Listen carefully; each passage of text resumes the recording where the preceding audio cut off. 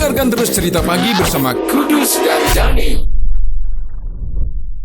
Nah, hal yang paling tidak boleh dalam berkomunikasi ini apa, Bang? Selain yang Abang sampaikan tadi.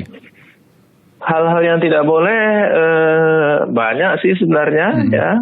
Misalnya kalau kita sedang berkomunikasi, ya fokuslah kepada lawan bicara kita. Artinya tidak boleh kita mengalihkan perhatian kepada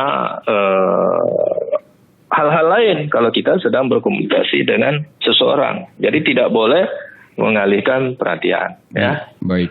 Kemudian tidak boleh tidak menghormati gitu ya. Artinya kan mungkin perhatiannya tidak dialihkan ya, tetapi tidak mau memberi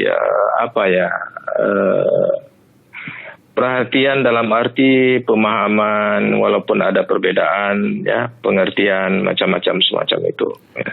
Baik, Bang Saifuddin Bantasyam, saya menarik terhadap komunikasi dokter dan pasien dari amatan publik dari Saifuddin Bantasyam yang baru saja dilakukan. Nanti kita akan lanjutkan apa dan bagaimana itu. Oke. Dengarkan terus Cerita Pagi bersama Kudus dan Dani.